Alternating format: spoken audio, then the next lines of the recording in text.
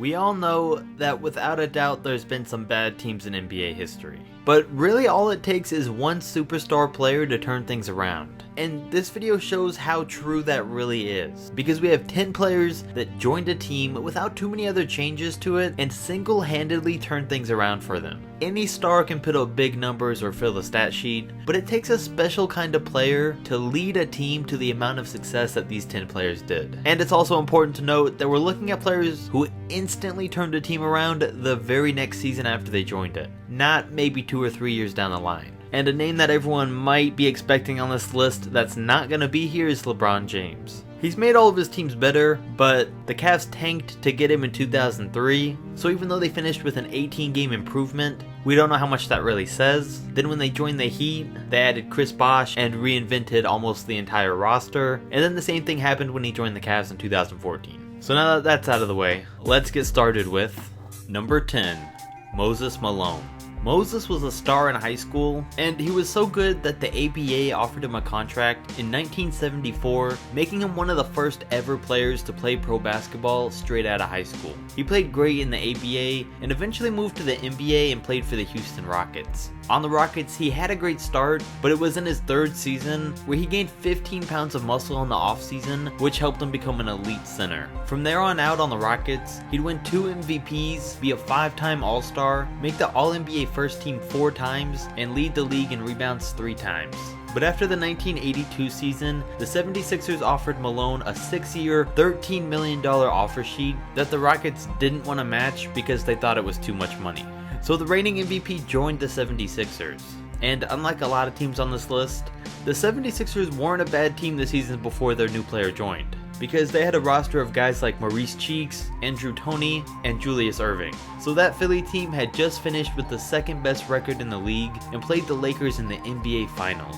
But Philly had no one to stop Kareem, so LA used him to control the pace of the entire finals and win it 4-2. So getting the reigning MVP in Moses Malone was just what the 76ers needed. So then you fast forward to the next NBA Finals, where the 76ers finished with a 65-17 record and met for a rematch with the Lakers in the finals. And not only did Philly win this time, but they dominated the series, sweeping the Lakers. Malone was named Finals MVP for averaging 26 points, 16 rebounds, and even out-rebounding Kareem 72-30 in the series. He was just what Philly needed to take their team to the next level. Number 9, Charles Barkley. Now Moses Malone was a great transition into Charles Barkley because in 1984, Barkley was drafted to the 76ers.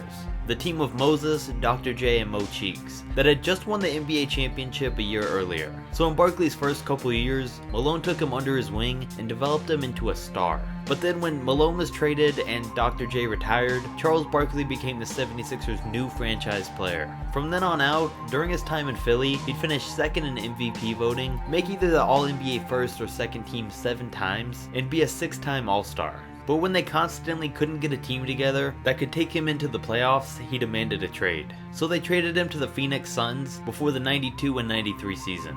The season before Barkley got to the Suns, they were a good team with guys like Tom Chambers, Dan Majerle, Kevin Johnson, and Jeff Hornacek. That team finished with a 53-29 record, but was eliminated in the second round. And then after the trade in the 92 and 93 season, not only did Barkley help lead the Suns to an improved 62-20 record, but for averaging 25, 12, and 5, Barkley was given his first MVP award. And then he used that momentum from the regular season to help lead the Suns to the NBA Finals against Jordan and the Bulls. But even though Barkley averaged 26 and 13 in the postseason and the finals, they still lost the series 2-4. So he joined a decent playoff team, won an MVP, and took them all the way to the NBA Finals, instantly making them a better team as a whole. Number 8, Shaq. Unsurprisingly, Shaq has made most of the teams he played for better, but specifically for this video, we're going to be talking about 2 of them, with the first being the Orlando Magic.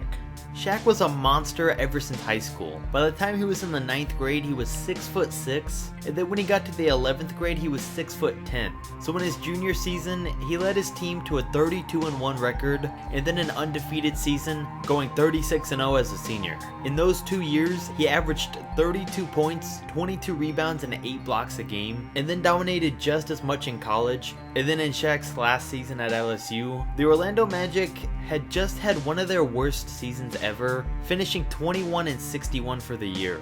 So that earned them the #1 pick in the draft, which they used to pick Shaq. Keeping basically the same roster, Orlando finished with 20 more wins, going 41-41, with a big thanks to their new rookie, who averaged 23 points, 14 rebounds, and 3.5 blocks a game for the season. He instantly turned the Magic around and gave them a whole new dynamic in his first season.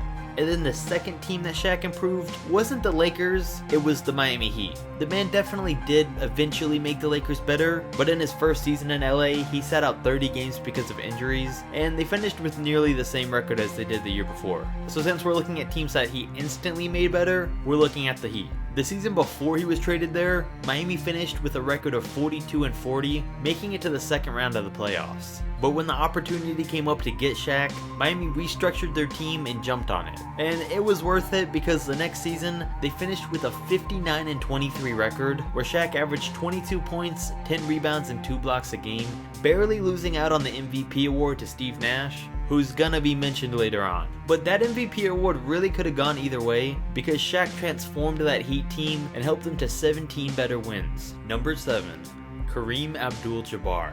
Kareem's without a doubt one of the best 2 or 3 basketball players of all time. He was 7 feet tall by the time he was in high school, and that helped him become known as one of, if not the single greatest high school basketball player, and without a doubt the best college player of all time. His high school team won 71 straight games, and in his 3 years at UCLA, he won the NCAA championship every year, and was named the National College Player of the Year every single year he played. So, the year before the 1969 NBA draft where Kareem was drafted, the Milwaukee Bucks finished with a 27-55 record, and ranked near the bottom of the league in most statistical categories.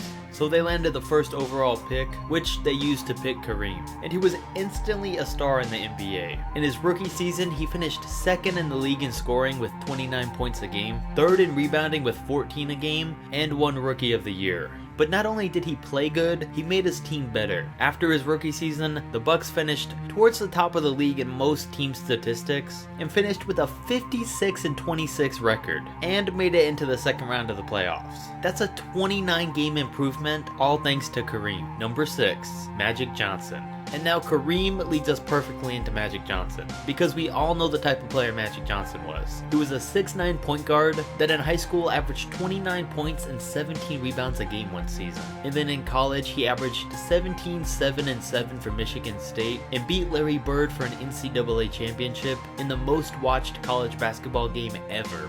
And so by this time, Kareem had moved on from the Bucks and gone to the Lakers in 1975. Kareem was still dominating, and on the Lakers, he led them into the playoffs 3 out of the next 4 years, but still couldn't get any further than the Western Conference Finals. So with Magic Johnson entering the 1979 NBA draft, the Lakers had made a trade years earlier for a pick that turned out to be first overall that they used to select Magic. In his rookie season, he went on to average 18, 7, and 7 and start in the All-Star game. Before Magic got there, LA finished 47-35. But now with the help of Johnson, they finished 60-22. But not only that, the Lakers finally made the NBA Finals. In Game 6, LA was up 3-2, and Kareem was sitting out with a sprained ankle. So Magic would start at center and throughout the game play every position, eventually scoring 42 points, 15 rebounds, 7 assists, and winning the game and the 1980 NBA Finals. Magic Johnson not only instantly made the team better, but he helped Kareem do what he wasn't able to do alone, and that was bring the Lakers a championship in his rookie season.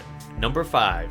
Chris Paul. CP3 looked like he'd be a star in the NBA from the day he was drafted. Early on in his career, he won Rookie of the Year and established himself as a leader of the Hornets. He continued to put up big numbers and become a star for the rest of his time there, until management was scared that he was going to leave in free agency, so they failed trading him to the Lakers, and then actually traded him to the Clippers.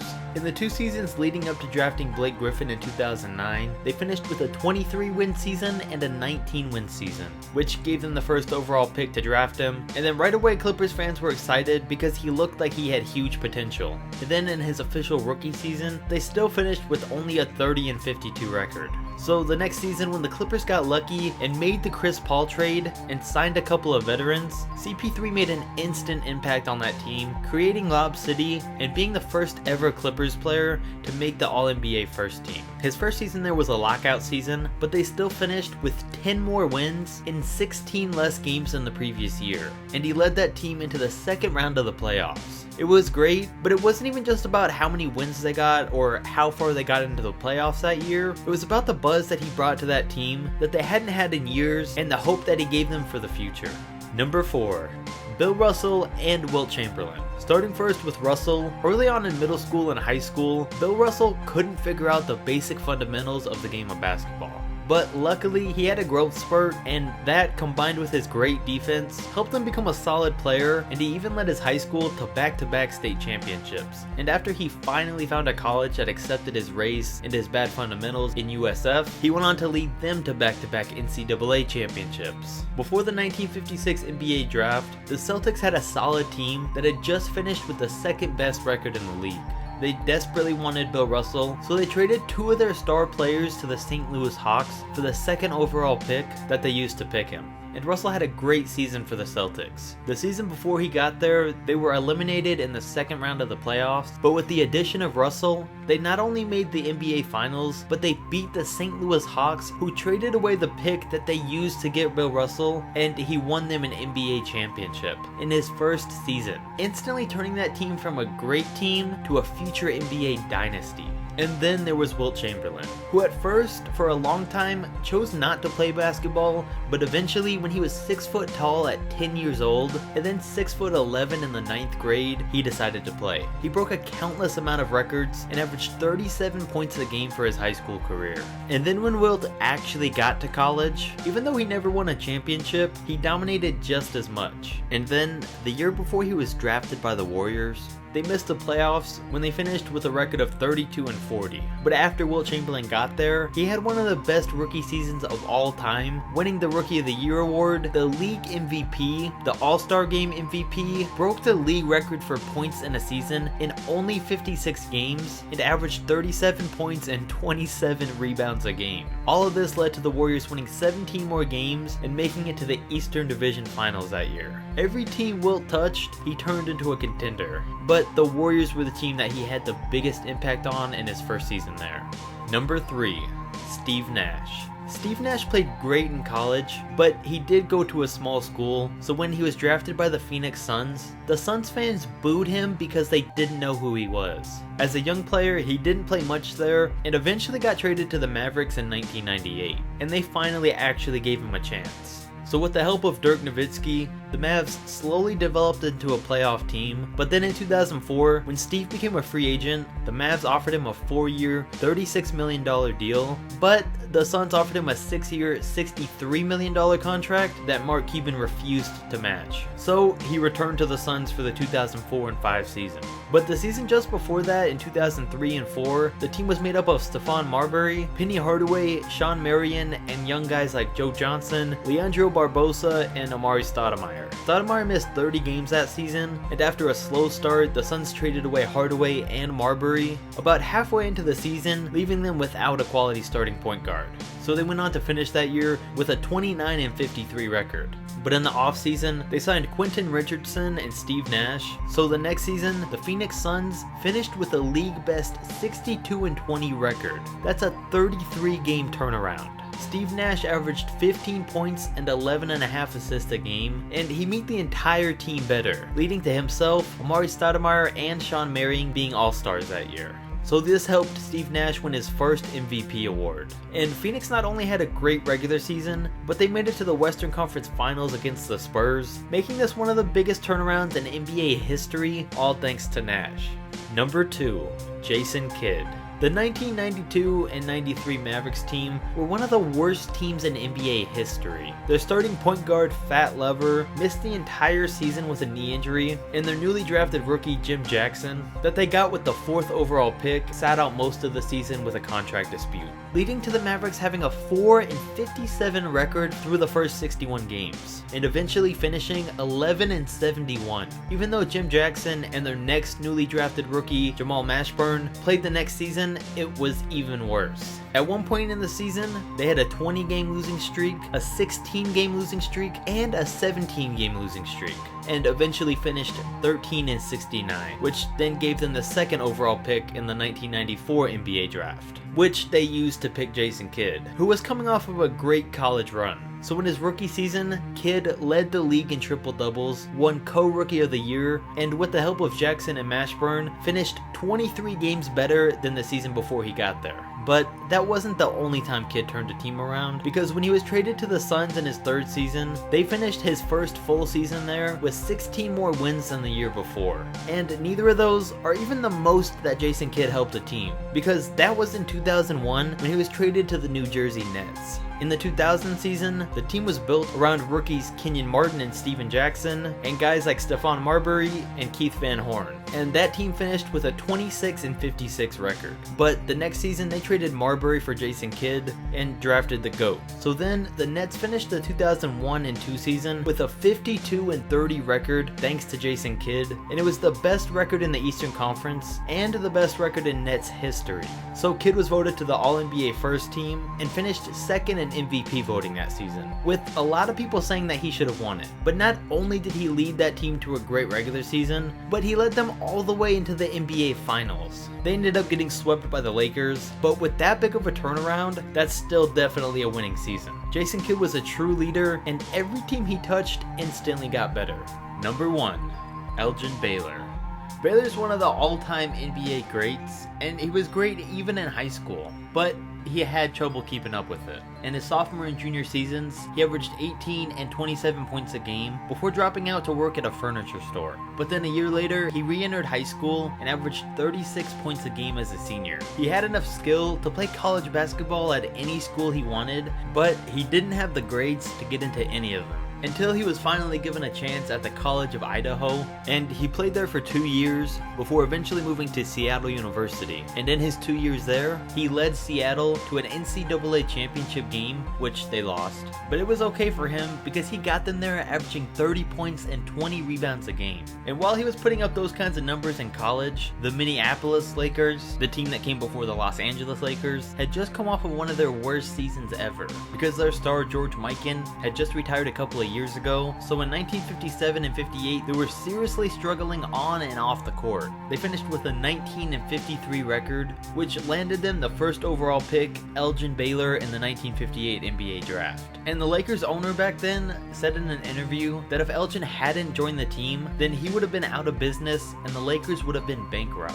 But that definitely didn't happen, because without too many other roster changes, Elgin Baylor finished the season averaging 25 points, 15 rebounds, and 4 assists a game. And he not only won the Rookie of the Year award that season, but he took the Lakers from the worst team in the league to the NBA Finals. They did lose to the Celtics, but he single-handedly saved the entire Lakers team from bankruptcy and saved them from being the worst team in the league in just one season. So there you have it. Don't forget to like, comment, and subscribe, and I'll catch you next video.